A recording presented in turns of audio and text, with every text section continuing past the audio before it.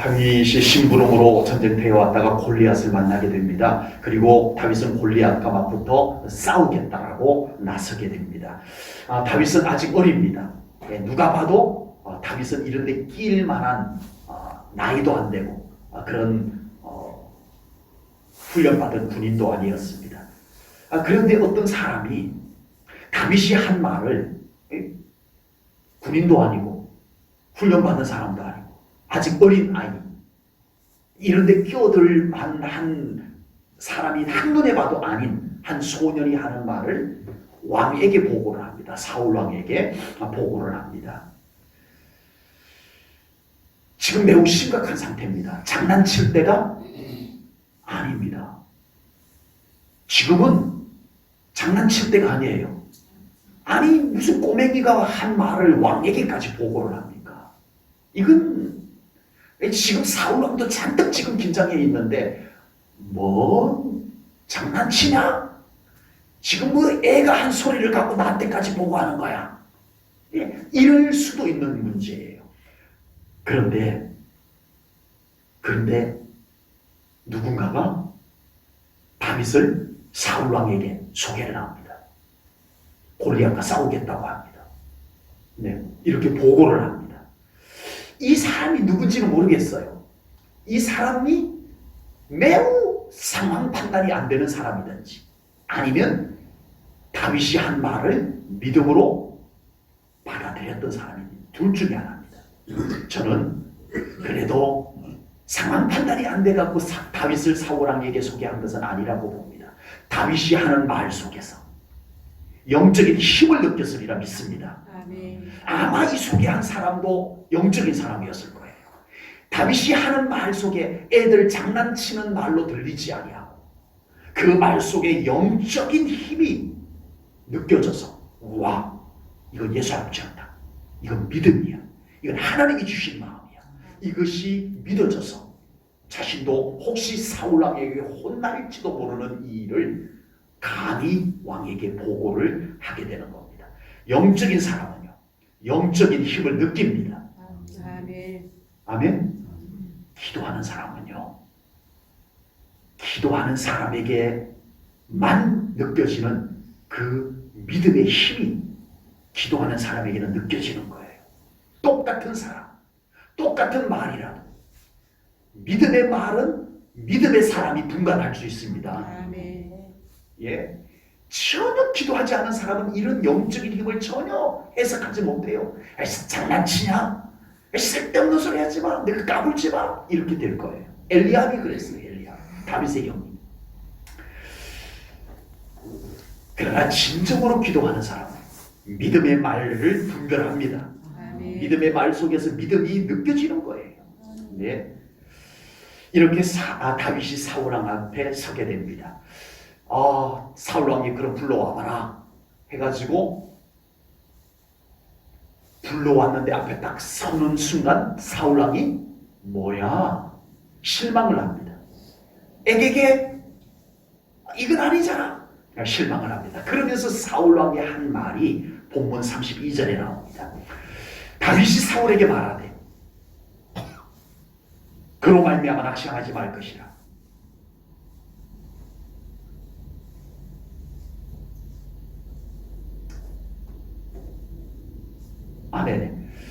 다윗이 지금 사울왕 앞에 서서 하는 말입니다. 다윗이 사울에게 말하되 그로 말미암아 사람이 낙심하지 말 것이라. 주의 종이 가서 저 블레셋 사람과 싸우리다 하니. 다윗이 사울왕 앞에 서가지고 담대하게 한 말이 이 말입니다. 이런 말은 아무나 할 수 있는 말이 아닙니다. 이런 말은 믿음이 있는 사람만이 할 수 있는 말입니다. 듣기 좋은 말은 누구나 다 할 수 있어요. 마음이 조금만 착하면 듣기 좋은 말은 누구나 다 할 수 있어요. 그러나 믿음의 말은 아무나 하는 말이 아닙니다. 믿음의 말은 진짜 그 사람 속에 믿음이 살아있을 때만이 나올 수 있는 말입니다. 아멘.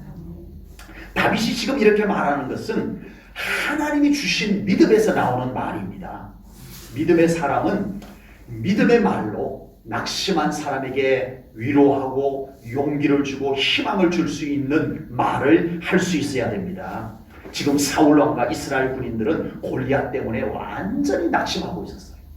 예, 완전히 낙심해서 아무것도 할 수 없는 상태였습니다. 그때 다윗이 사울 왕에게, 이스라엘 군인들에게 낙심하지 마세요. 하나님이 함께 하시잖아요. 라고 선포를 합니다. 이 말을 듣고 위로가 될까요? 안 될까요? 믿음이 있는 사람은 믿음의 말로 힘을 얻습니다. 뭔 꼬맹이가 장난치냐? 믿음 없는 사람은 아무런 효과를 보지 못할 거예요. 다윗의 말은 믿음의 말이에요. 믿음으로 들으면 놀라운 권능이 느껴지는 말입니다. 아멘. 나폴레옹이 군인들을 이끌고 알프스 산맥을 넘고 있었어요. 이 군인들이 너무 지쳐가지고 목이 말라서 지쳐서 더 이상 이 알프스 산맥을 넘어설 수가 없게 되었어요. 그래서 나폴레옹이 소리를 칩니다. 병사들을 향해서. 여봐라, 이 알프스 산을 넘어서면 그곳에 살구가 잘 익어서 새콤한 살구들이 지금 아주 주렁주렁 열려 있을 거야. 조금만 힘을 내가지고 이 산을 넘자. 그러면 우리 맛있는 살구, 새콤한 살구를 마음껏 먹을 수 있을 거야. 지금 입에 지금 침 생기죠? 이 나폴레옹의 군인들이 나폴레옹의 그 말을 듣고 입에 침이 생기기 시작했어요.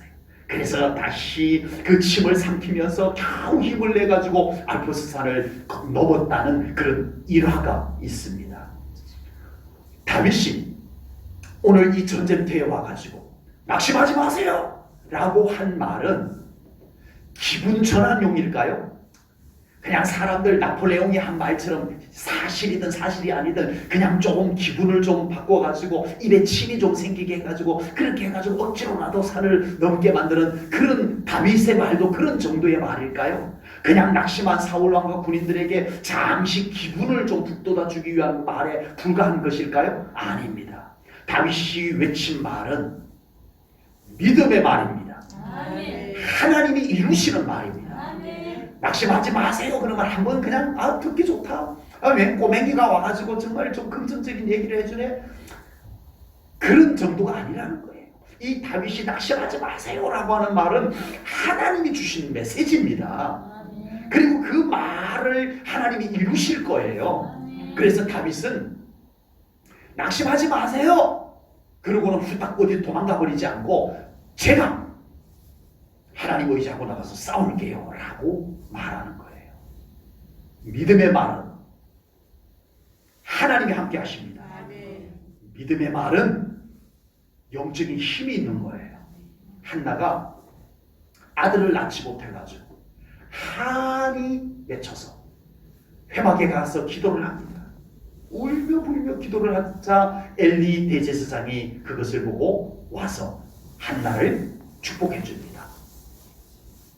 여인이여, 내년 이맘때에 그대의 품에 아들을 안을 것이다. 하나님의 이름으로 이 엘리 대제사장이 한나에게 축복해 줍니다.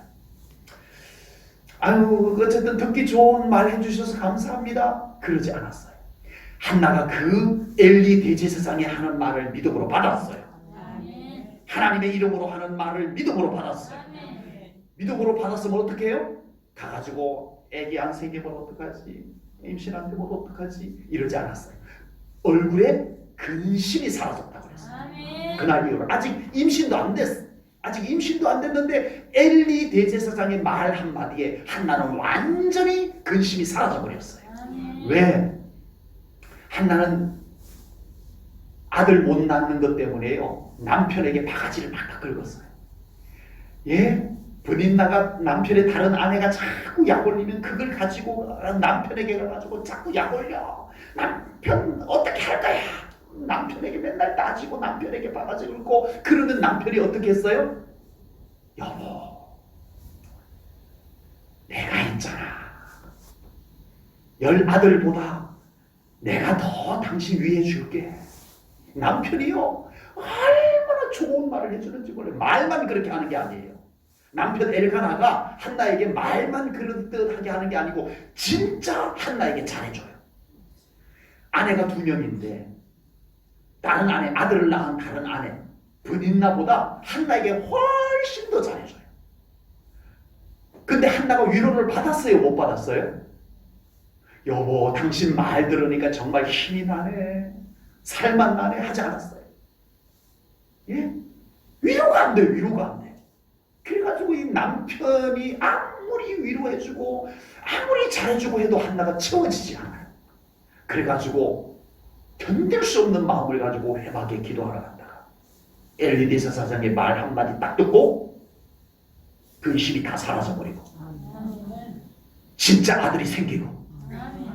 그러면 왜 남편 말에는 아무런 위로가 안 되고 엘리 대제사장의 말은 위로가 되었을까요? 남편 말은 남편이니까 위로가 안 되고. 세상에 남편 말처럼 위로가 안 되는 말이 세상에 또 어디 있어요? 남편의 말이니까 위로가 안 되고. 인간의 말 좋습니다. 우리 사람이 이왕이면 좋은 말 해주는 거 좋아요. 그런데 사람의 말은 사람의 말일 뿐인 거예요. 그냥 듣기 좋은 말, 나쁘진 않아요. 이왕이면 듣기 좋은 말 하는 거 좋은 거죠. 기분 좋고 좋은 거예요. 우리는 듣기 좋은 말 해주는데 사람의 말로만 해서는 안 된다는 거예요.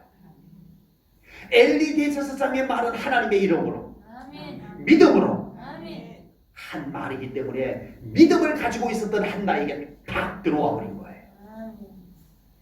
이것이 중요한 거예요.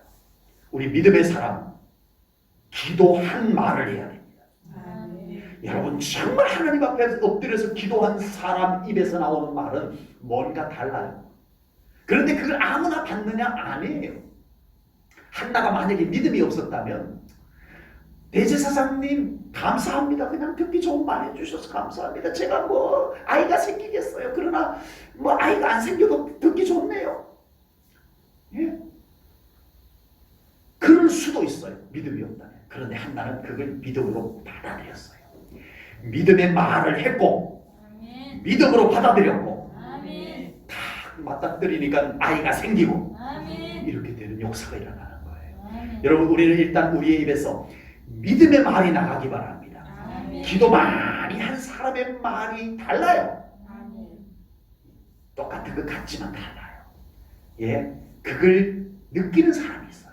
야, 기도한 말이다. 저건 믿음의 말이야. 저건 영성이 있는 말이다. 똑같은 말인데도 그게 느껴져요. 예, 우리는 믿음의 말을 해야 됩니다. 그리고 믿음의 말을 들을 줄도 알아야 돼요.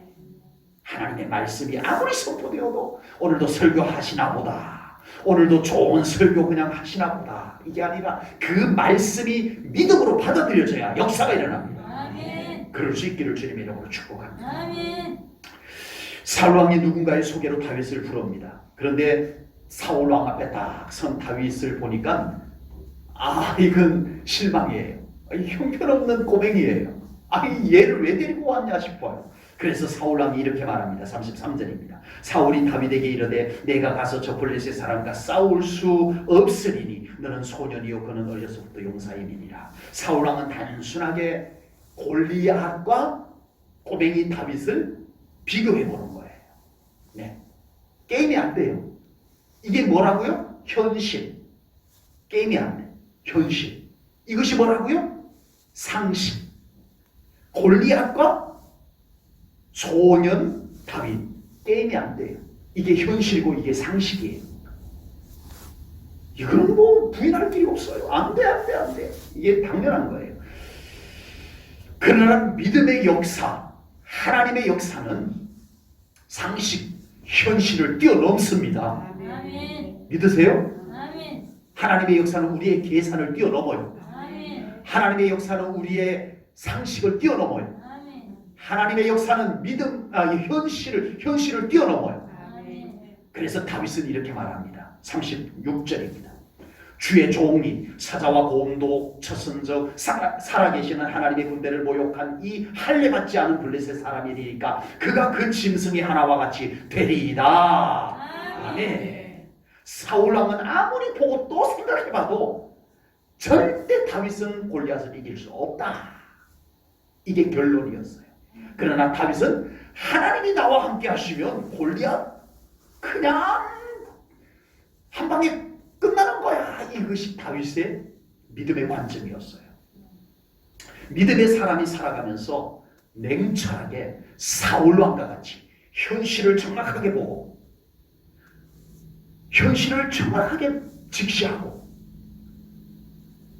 상식적인 판단을 할 수 있는 것, 우리 믿는 사람 필요해요? 필요하지 않아요? 필요합니다.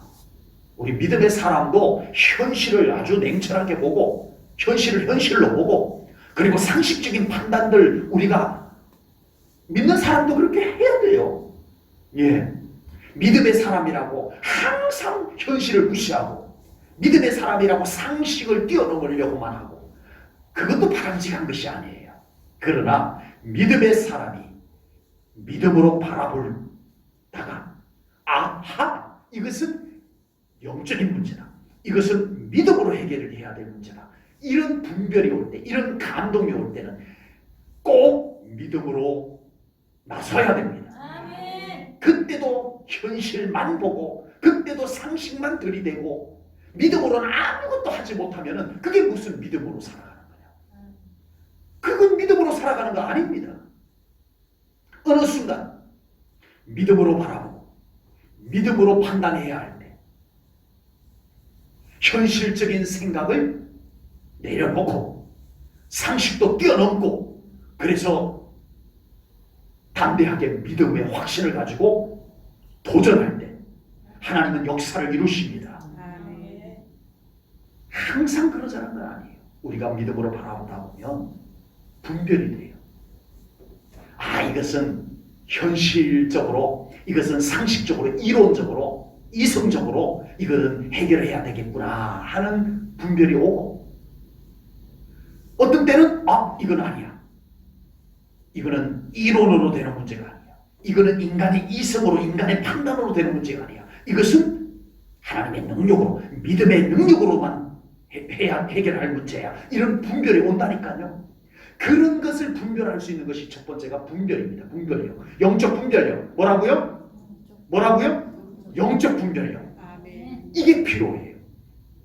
평소에 말씀이 충만하고 평소에 늘 기도하는 사람은 이런 영적 분별력이 옵니다. 아, 이거는 그냥 현실적으로 해결해야 될 문제로구나. 돈으로 해결해야 될 문제구나. 아, 병원 가면 되겠구나. 이게 분별이 와요. 그러나 이거는 기도해야 될 문제야. 이거는 하나님 앞에 엎드려야 될 문제야. 이 분별이 온다니까요. 그런데 이게 분별이 안 되다 보니까 아무리 인간적으로 돈 갖고 해결하려고 이리 뛰고 저리 뛰고 해도 안 돼. 왜 안 돼요? 그건 어떻게 해결해야 되는 문제였어요? 하나님 앞에 엎드려야 될 문제였어요. 그건 기도해야 될 문제였어요. 이게 분별이 안 되니까 기도 안 해. 기도해야만 해결될 문제인데 기도 절대 안 해. 끝까지 인간적인 방법으로 해결해. 이게 어리석다는 거예요. 여러분, 우리에게 이런 분별력이 필요합니다. 아멘. 그리고 또 하나는요, 현실적인 문제로 해결할 것인지 영적인 방법으로 해결할 것인지 이것의 두 번째 문제는요, 성령님의 감동입니다. 첫 번째는 뭐라고요? 영적 분별력. 두 번째는 뭐라고요? 성령님의 감동하심. 여러분, 어떤 때는요, 우리가 일상에서는 늘 우리가 상식적으로 살아가면 돼요. 현실에 맞게 상식적으로 살아가면 돼요. 아프면 병원 가고 배고프면 밥 먹고 상식적으로 살아가면 돼요. 그런데 어느 날 성령님이 강하게 우리 안에 감동을 주세요. 감동을. 기도해라. 하나님 앞에 엎드려라. 순종해라. 성령님이 이런 강한 감동을 주실 때 그걸 눌러버리고 무시해버리고 끝까지 인간적인 방법, 세상적인 방법 그것 갖고 해결하려고 아무리 발버둥쳐도 안 돼요. 안 돼요. 하면 할수록 손해예요. 감동이 왔을 때는 빨리 믿음으로 나서기 바랍니다. 그 감동을 성령님이 주세요. 근데 이것도 기도하는 사람에게만 분별이 돼요. 이것도 말씀이 늘 충만한 사람에게만 되는 거예요. 아무나 에게 되는 거예요. 그래서 우리가 우리가 늘 말씀 충만하고 그래서 우리가 늘 기도하며 영적으로 깨어 있어야 된다는 거예요. 아멘. 분별력과 아멘. 성령님의 감동을 가지고 우리가 현실적으로 이성적으로 상식적으로 살아가야 될 때가 언제인지 영적으로 믿음의 방법으로 나서야 될 때가 언제인지 잘 분별하시고 정말 우리의 삶 가운데 이 다양한 삶이 온전히 믿음으로 이루어져 가기를 주님의 이름으로 축복합니다. 아멘. 사도 바울께서 2차 선교 여행을 잘 준비했어요. 치밀하게 준비했어요. 아주 상식적으로 아주 현실적으로 잘 준비했어요. 모든 여비도 준비하고 뭐 이렇게 준비해가지고 소아시아 쪽으로 올라가려고 하는데 안 되는 거예요. 길이 자꾸 막혀요. 그래가지고 이 사도 바울께서 드로아에서 기도를 합니다. 하나님 어떻게 할까요? 했더니 환상도 보여주고 그리고 성령님이 감동도 주시고 그래가지고 바울이 마게도냐로 건너갑니다. 그리스 유럽으로 마게도냐로 건너갑니다. 갔더니 엄청난 성령님의 능력의 역사들이 일어나기 시작하는 거예요. 아멘. 바울이 자기 현실적인 계획을 가지고 소아시아 터키 쪽으로 올라가도 바울 정도 실력이면 아마 그럭저럭 무난하게 뭔가를 해냈을 거예요. 그런데 성령님의 감동을 따라갔을 때는 성령님의 능력의 역사가 경험되어집니다. 여러분 우리의 신앙생활 인간의 이성적인 생각, 인간의 방법, 인간의 생각만 갖고 신앙생활 할 수 있을까요? 없을까요? 교회는 다닐 수 있어요. 종교생활을 할 수 있어요. 그렇죠? 왜 교회 다니는 거 못하겠어요? 그냥 요즘 교회 얼마나 대환영인데 막 그냥 교회만 왔다 갔다 하면 돼요. 그러나 정말 하나님의 살아계심의 능력을 체험하고 우리 성령님의 강력한 역사를 체험하는 믿음은요 사람의 생각, 이성적인 판단 이런 것만 갖고는 안 된다는 거예요. 믿음으로 도전해야 경험할 수 있는 세계가 있습니다. 우리 사랑하는 성도님들 그 믿음의 세계를 경험할 수 있기를 주님의 이름으로 축복합니다. 때로는 영적 분별력으로 때로는 성령님의 감동이 왔을 때 뭐 이게 뭐지? 하지 마시고 성령님이 감동하시는구나 하시고 네. 어제도 밤늦은 시간에 전화가 또 왔어요. 포항에서 목사님 교회 혼자 교회 가서 기도하고 있는데 그 기도하는 내용과 관련된 전화가 기도하고 있는 중에 띠링 하고 왔다는 거예요. 그래가지고 기도가 멈추고 지금 심란해가지고 기도도 못하고 그냥 집에 가야 될까 봐요. 이러고 전화가 왔어요. 제가 가르쳤던 제자입니다. 얼마 전에 여기 와서 앉아서 예배드렸던 집사님인데 윤 집사 영적 방해야. 네. 이 친구는 그냥 하필 그때 기도했던 그 내용과 관련된 전화가 하필 그때 올 게 뭐냐고요. 심란해가지고 그냥 기도 중단하고 그냥 집에 가 자야 되겠다. 그랬던 거예요. 영적 방해야. 이겨내야 돼. 기도로 이겨내. 제가 그렇게 얘기해 줬어요. 여러분 우리는 신앙생활하는 겁니다. 우리는 영적인 세계를 넘나드는 사람이에요. 인간의 이성만 갖고 사람의 생각만 갖고 신앙생활 절대 탁월하게 못 돼요. 그냥 교회 왔다 갔다 하는 거는 얼마든지 되는데 살아계신 하나님을 경험하는 것은 안 돼요. 영적인 세계를 더 넓혀가시기 바랍니다. 여러분들의 영이 더 깨어나셔야 돼요. 그냥 돼요? 기도하셔야 돼요. 아멘. 하나님과 친밀함이 더 깊어져야 돼요. 아멘. 다윗이 워낙 자신 있게 골리앗과 나가서 싸우겠다라고 하니까 사울왕이 허락을 합니다. 그러면서 사울왕은 자신이 입고 있던 갑옷을 벗어서 다윗에게 주고 사울왕이 가지고 있던 칼을 왕이 임금님이 입었던 갑옷이 얼마나 좋겠어요. 얼마나 튼튼하고 얼마나 촘촘해서 화살이 와도 창이 들어와도 안 질리고 얼마나 가볍고 얼마나 좋겠어요. 왕이 가지고 있었던 칼이 얼마나 가벼우면서도 아주 견고하고 얼마나 잘 들겠어요. 네. 적어도 골리앗과 싸워보려면 이 정도는 가지고 나가야 되겠죠. 그죠? 적어도 이 정도는 가지고 나가야 될 겁니다. 그런데 다윗은 그것을 모두 내려놓고 물매 잡고 돌멩이 주머니에 넣고 5개를 넣고 지팡이 탁 잡고 이러고 나가는 거예요.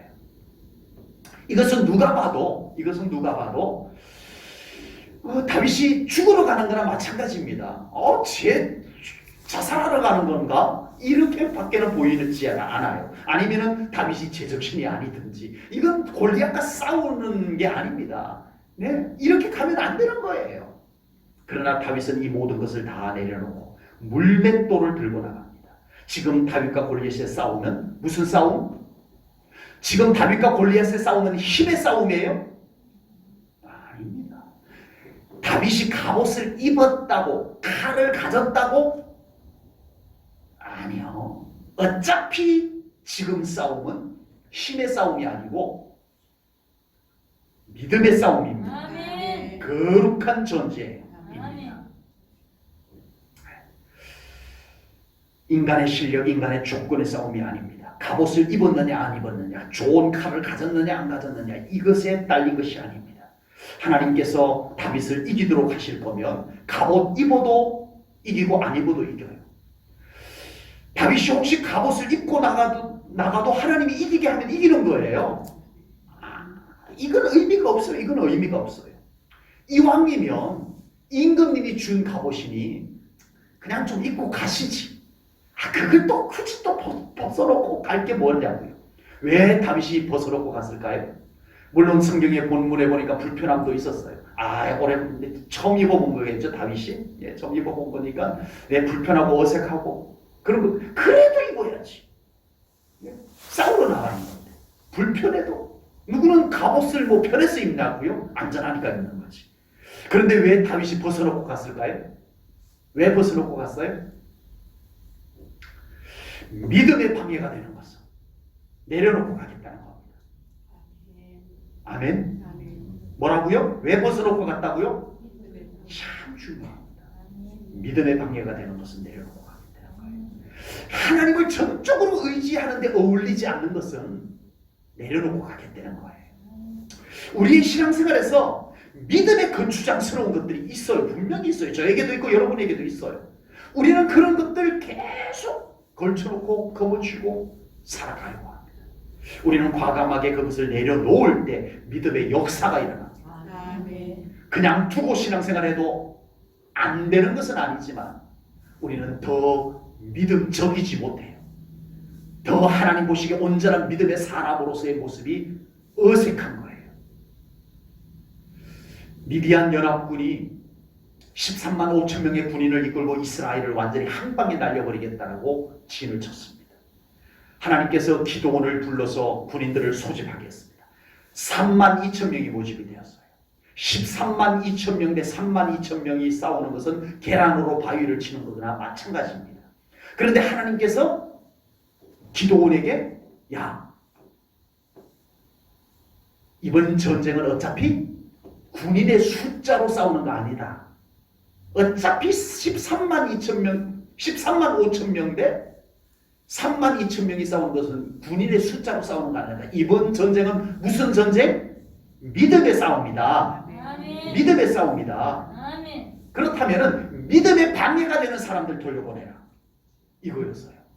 그래서 믿음의 방해가 되는 사람 두려워서 하나님과 함께 한다는데도 두려워서 떠는 자들을 돌려보내고 나니까 세상에 너무 많이 가버렸어.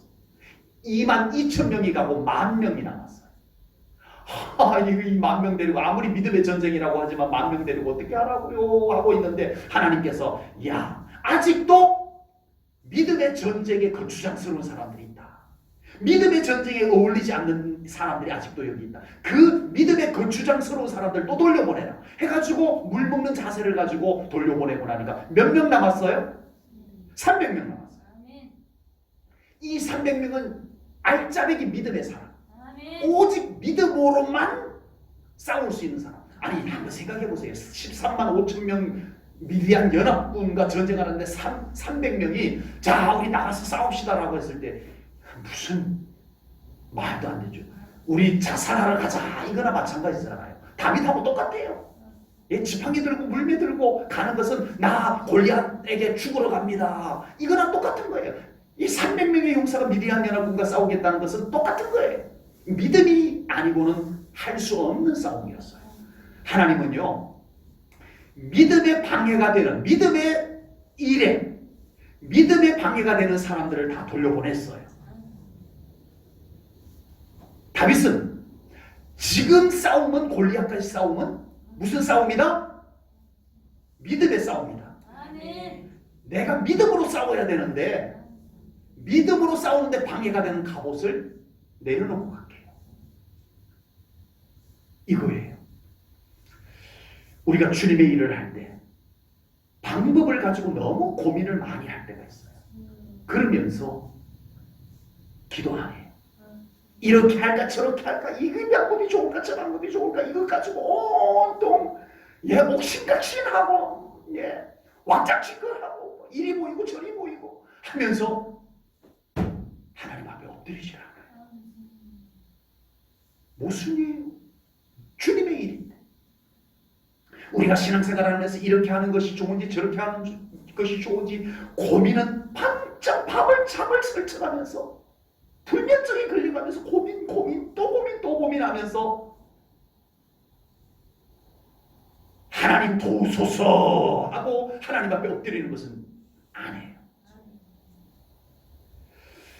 다윗은 사울 왕이 가지고 있던 칼을 가지고 골리앗을 쓰러뜨릴 수도 있었어요. 다윗이 사울 왕이 준 칼을 들고 하나님, 이 칼을 사용하여 골리앗을 쓰러뜨려 주시옵소서 하고 사용했으면, 그 칼을 탁 던지거나 했으면 하나님이 그 칼 가지고 골리앗 쓰러뜨려 주셨을 거예요. 왜? 어차피 다윗 때문에 이기게 하는 거니까. 칼 때문에 이기게 아니고 다윗 때문에 이기게 하는 거니까 그 다윗의 손에 잡힌 칼로 골리앗을 쓰러뜨리실 수 있어요. 그러나 다윗은 뭘로 골리앗을 쓰러뜨렸어요? 모르시는 분 아무도 안 계시죠? 물맷돌로 골리앗을 쓰러뜨려서 조금이라도 더 골리앗을 쓰러뜨린 것은 내 실력 아니라 하나님이 하셨다. 이걸 보여준 거예요. 와, 다윗이 칼이 좋아서 골리앗을 쓰러뜨렸다. 이게 안 되기 위해서. 야, 사울왕의 칼이 진짜 좋긴 좋구나. 다윗이 사울왕의 칼을 가지고 가더니 골리앗을 쓰러뜨려서, 야, 칼 좋으니까 진짜 좋네. 사울왕의 칼은 진짜 좋은 칼이네. 혹시라도 이게 하나 생기지 않게 하기 위해서 다윗이 골리앗을 쓰러뜨린 것은 100% 누구 솜씨? 누구 솜씨? 하나님의 작품. 다윗은 그걸 보여주고 싶었던 거예요. 사울 왕의 갑옷과 사울의 칼에는 조건이 많이 더 담겨져 있다면, 이길 가능성, 그런 조건들이 이길 가능성이 많이 담겨져 있다면 다윗이 가지고 간 물맷돌에는 믿음이 잔뜩 담겨져 있었습니다. 여러분, 우리가 살아가면서, 신앙생활하면서 어떻게 해서든 하나님이 좋아하시는 방법, 하나님께 더 어울리는 방법을 우리는 생각하려고 해야 됩니다. 아멘. 너무 우리는 세상적인 방법에 완전히 익숙해져 버렸어요. 기도 안 해도 전혀 아쉽지가 않는 정도까지 가버렸으면 이건 심각한 거 아니겠어요? 하나님의 중요한 일을 하면서도 한 번 기도해보지 아니하고도 전혀 아쉽지 않다면 이건 정말 우리가 얼마나 영적으로 무뎌져 있는가라는 겁니다. 아무리 세상적으로 인간적으로 좋은 방법을 채택했다 하더라도 하나님이 그 방법을 사용하지 않으면 무용지물이 됩니다. 무용지물. 다윗이 저 북한에 있는 미사일을 갖다가 쏴도 하나님이 빗나가게 하면 무용지물. 아멘. 여러분, 우리가 믿음으로 살아간다는 것이 무엇인지 오늘 우리는 많이 생각해야 돼요. 아멘. 우리 입장에서는 하나님께 어울리는 것, 하나님이 좀 더 좋아하시는 것이 무엇인지 좀 찾아야 됩니다. 그거 찾는 마음만 있다가 보면은요, 나도 모르게 자꾸 기도하게 돼요. 자꾸 하나님께 여쭙게 돼요. 네, 그게 신앙생활인 거지. 그렇죠? 교회 다닌다고 신앙생활이 아니고 하나님 없이는 못 사는 게 신앙생활입니다. 아멘. 뭐가 신앙생활이라고요? 하나님 없이는 못 살아. 아멘. 뭐 어떤 걸 하도 하나님 없이는 안 돼. 아멘. 이게 신앙생활이에요. 이게 신앙생활이에요. 그런 신앙생활 되시기를 주님의 이름으로 축복합니다. 아멘. 우리 제일전교회 성도님들의 믿음에 불순물들이 섞이지 않기를 바랍니다. 아멘. 불순물을 없애야 돼요. 불순물. 아멘. 믿음의 거추장스러운 것들 조금 치워야 이제는 믿음이 보이기 시작합니다. 아멘. 믿음의 거추장스러운 것들이 없어져야 이제는 순수한 믿음이 사용이 되어져요. 아멘. 이게 하나님이 기뻐하는 믿음 생활입니다. 아멘. 기도하겠습니다. 하나님 아버지, 오늘도 귀한 말씀을 통하여 우리의 믿음을 돌아봅니다. 이런저런 설명 다 접어두고 하나님 없이는 아무것도 안 됩니다. 이 믿음 갖게 하여 주옵소서. 아멘. 우리 제일전교회 성도님들의 믿음에 불순물들이 사라지게 하여 주옵소서. 아멘. 믿음의 거추장스러운 것들은 좀 벗어놓게 하시옵소서. 그래야 이제는 그 믿음이 주가 되고 그 믿음이 제대로 좀 활동하는 신앙생활 되게 하여 주옵소서. 아멘. 예수님 이름으로 기도하옵나이다. 아멘.